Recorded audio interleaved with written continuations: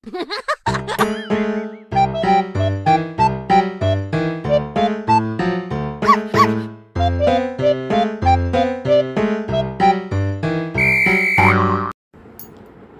ఈరోజు అంశం బతుకమ్మ. ప్రకృతిని దేవతగా పూజించే పూల పండుగ బతుకమ్మ. ప్రకృతి నుంచి సేకరించిన పూలను తిరిగి ఆ ప్రకృతికి సమర్పించడం బతుకమ్మ పండుగలోని విశిష్టత. రకరకాల పూలతో బతుకమ్మను చేసి పూజించే తెలంగాణ ఆడపడుచులు ఆనంద ఉత్సాహాలతో సాంప్రదాయంగా ఈ వేడుకను జరుపుకుంటారు. 9 రోజుల పాటు తెలంగాణ అంతటా ఒక జాతరగా బతుకమ్మ పండుగ జరుపుకుంటారు.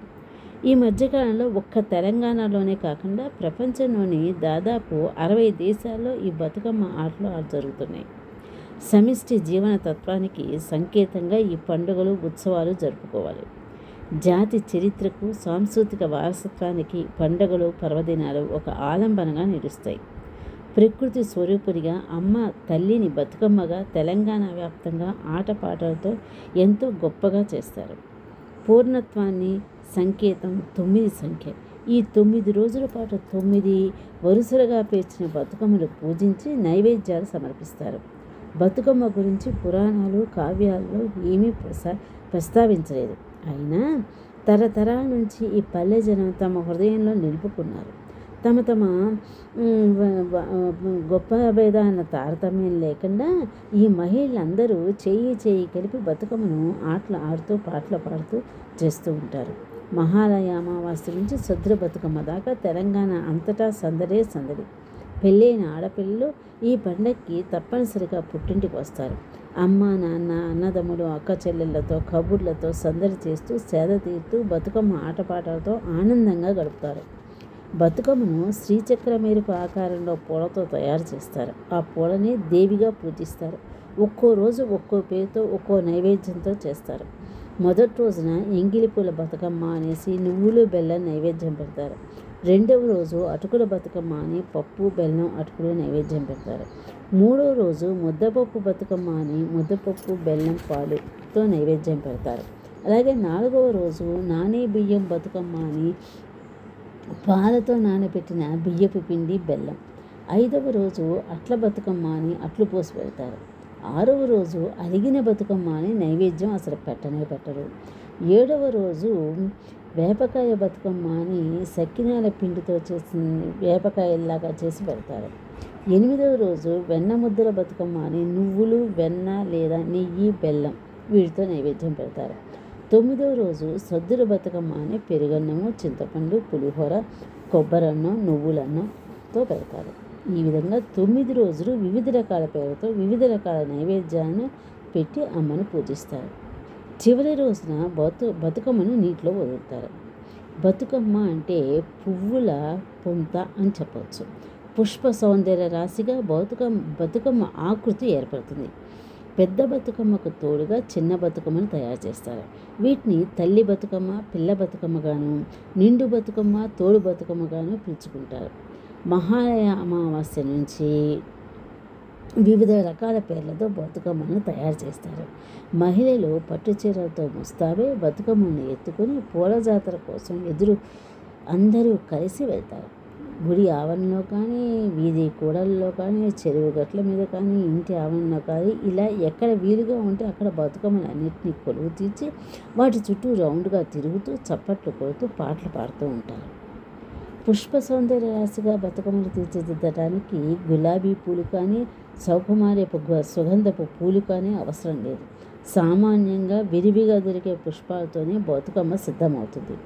ఒక పల్లెల్లో గుమ్మడి పూలు పరిచి వాటిపై తంగేడు, గానుగ, బీర, గన్నేరు, సొర, గోరింక, నిత్యమల్లె, రుద్రాక్ష వంటి పుష్పాలతో ఒక పద్ధతిలో అరుస్తారు. ఆ పువ్వుల దొంతర్లపై పసుపు గౌరమ్మను ఉంచుతారు.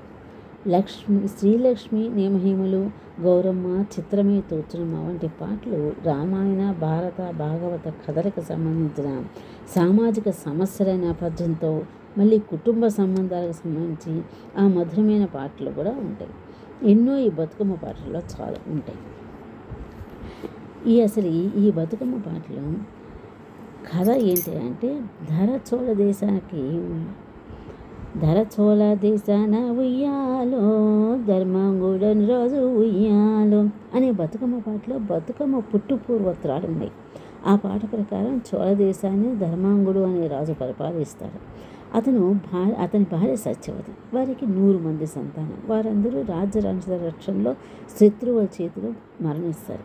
దేశం పోయింది, రాజ్యం పోయింది. ఆ దంపతులు అలా విపరీతమైన బాధలో ఉన్నప్పుడు వారు ఒక నిర్ణయం తీసుకున్నారు. లక్ష్మీదేవిని గురించి సత్యవతి తపస్సు చేసింది. అప్పుడు ఆ తల్లి ప్రత్యక్షమై వరం కోరుకోమంటే లక్ష్మీదేవిని తన గర్భాన తనకు కుమార్తెగా జన్మించమని కోరుకుంది. ఆమె తదాస్తు అంది.